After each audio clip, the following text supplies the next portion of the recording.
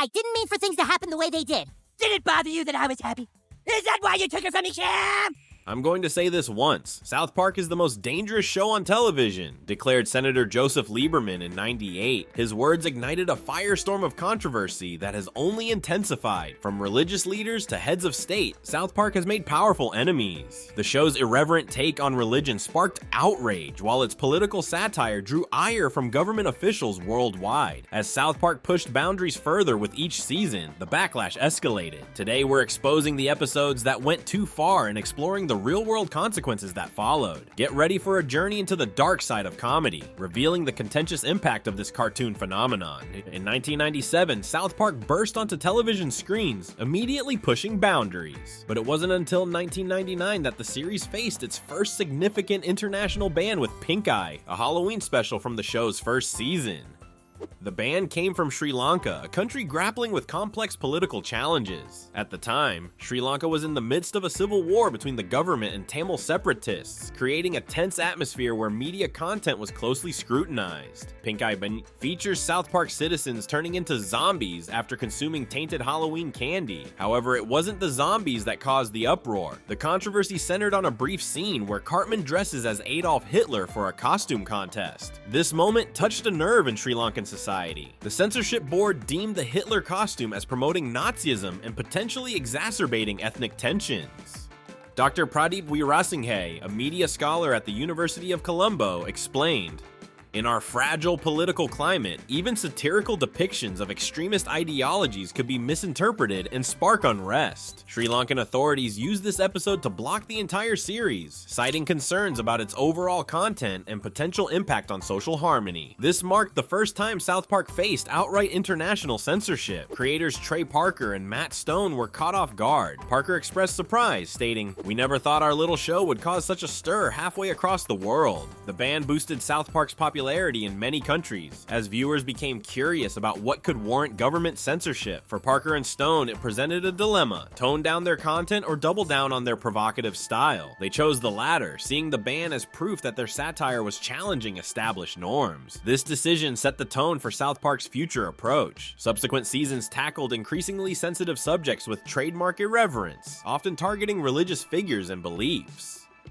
The Sri Lankan ban sparked a broader conversation about the limits of satire and comedy's role in addressing serious issues. Media scholars began examining South Park more closely, analyzing its methods of social commentary and impact on public discourse. As news spread, other countries began to scrutinize South Park more closely. Censorship boards and media regulators worldwide started paying attention to the series, often with a wary eye. This increased scrutiny would lead to more conflicts in the future, particularly as the show continued to push boundaries with its depictions of religious figures and sacred beliefs. As South Park's influence grew, so did its penchant for religious satire. The show's irreverent take on faith and spirituality soon became a lightning rod for controversy, sparking outrage from religious communities worldwide. In 2005, South Park aired Trapped in the Closet, an episode that took aim at Scientology. The episode portrayed the religion as a money-making scheme and implied that its celebrity followers, including Tom Cruise, were closeted homosexuals. The backlash was swift and severe. Scientology's lawyers threatened legal action, and Tom Cruise reportedly used his influence to have the episode pulled from rebroadcast on Comedy Central. This incident marked a turning point for South Park. The show's creators, Trey Parker and Matt Stone, realized they had challenged a powerful, well-funded organization with a history of aggressive legal tactics. The controversy surrounding Trapped in the Closet elevated South Park from a merely provocative cartoon to a genuine cultural force. In 2006, South Park addressed the controversy surrounding depictions of the Prophet Muhammad in Danish cartoons with Cartoon Wars. The episode cleverly sidestepped actually showing Muhammad by having him appear off-screen or hidden inside a U-Haul truck. Despite this caution, the episode still caused significant uproar. Many Muslim viewers felt that even the suggestion of Muhammad's presence was offensive. Several Islamic countries banned the episode outright, while others heavily censored it. The show's most controversial religious episode came in 2010 with 200 and 201. These episodes featured a plot involving the Prophet Muhammad in a bear suit, which turned out to be Santa Claus in disguise. The mere implication of Muhammad's presence led to serious threats against Parker and Stone.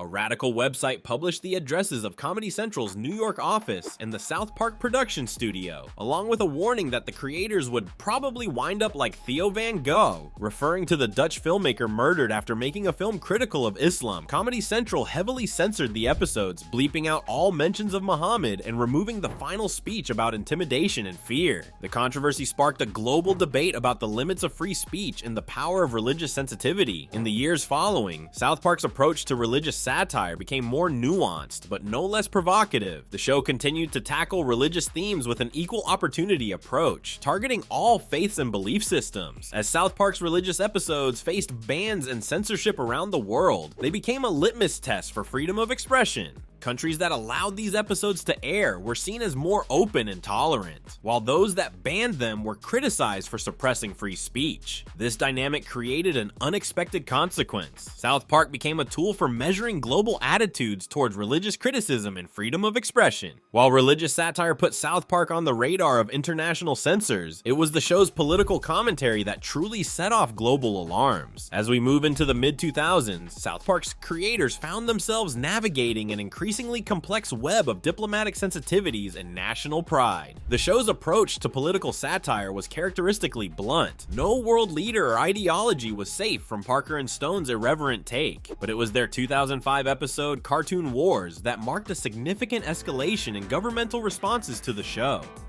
This two-part episode, ostensibly about the controversy surrounding depictions of the Prophet Muhammad, was actually a critique of media self-censorship and the power of threats to influence content. The episode's commentary on free speech and terrorism struck a nerve with several governments, particularly in the Middle East. In Iran, the episode was seen as a direct provocation. The Iranian government issued a formal protest to the US State Department, accusing South Park of promoting Islamophobia and undermining diplomatic relations. This marked the first time a South Park episode had caused a state-level diplomatic incident. The show's creators seemed to relish the controversy. In a 2006 interview, Trey Parker stated, "We never set out to offend for the sake of offending. We're just trying to be honest about how ridiculous some things are." This philosophy would continue to guide their approach to political satire, often with escalating consequences. In 2007, South Park took aim at Russian President Vladimir Putin in the episode The Snook. The episode portrayed Putin as a conniving schemer attempting to destroy America. The Russian government's response was swift and severe. The episode was banned outright in Russia, and South Park faced increased scrutiny from Russian censors going forward. This pattern of targeting specific political figures continued, leading to a patchwork of bans and censorship across the globe. In China, episodes featuring criticism of the Chinese government's policies were systematically removed from streaming platforms. In Venezuela, the show was pulled entirely from state-controlled television after an episode mocked then-President Hugo Chavez. The culmination of South Park's political provocations came in 2019 with the episode Banned in China. This episode criticized China's censorship policies and mocked American companies for capitulating to Chinese demands to access their market. The reaction was immediate and severe. The Chinese government swiftly banned South Park entirely, scrubbing all mentions of the show from its heavily controlled internet. This ban extended beyond just the offending episode, effectively erasing South Park from the world's largest media market.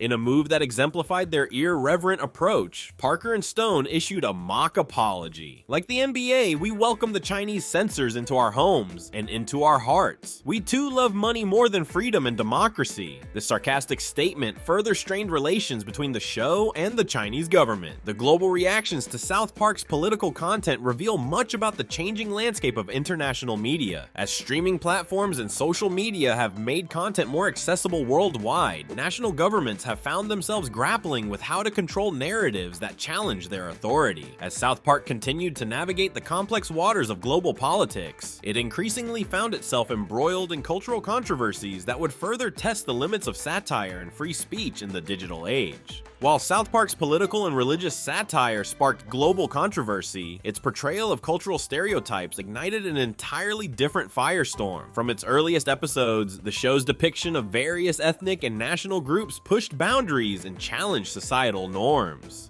The 1998 episode Chin Pokemon marked one of South Park's first major cultural clashes. The episode parodied the Pokemon craze while simultaneously mocking American consumerism and Japanese marketing tactics. Its portrayal of Japanese characters with exaggerated accents, slanted eyes, and broken English drew sharp criticism from Asian American groups. The Asian American Legal Defense and Education Fund stated, "These caricatures perpetuate harmful stereotypes and contribute to the othering of Asian Americans in media." In Japan, however, the reaction was more complex. Media scholar Dr. Keiko Tanaka explains, "Many Japanese viewers found the episode's critique of consumer culture surprisingly astute, even if the stereotypes were somewhat crude. It sparked a fascinating debate about self-perception versus foreign perception in Japanese society." South Park's approach to cultural representation evolved over time, becoming more nuanced but no less controversial. The 2005 episode Ginger Kids initially appeared to mock red-haired individuals, but ultimately delivered a message about the absurdity of discrimination. This episode was briefly banned in the United Kingdom due to concerns about inciting bullying. The 2010 episode It's a Jersey Thing caused an uproar in Italy for its depiction of Italian-American stereotypes. The Italian government issued a formal complaint to Viacom, arguing that the episode promoted harmful stereotypes about Italian culture. As global audiences became more connected through social media and streaming platforms, the discourse around South Park's cultural representations grew more complex. In India, episodes featuring the character Apu from The Simpsons in crossover appearances faced heavy censorship. Specific changes included removing scenes with Apu's exaggerated accent and altering dialogue referencing Indian cultural practices. In response to this evolving landscape, South Park's creators began to incorporate more diverse voices into their writing process.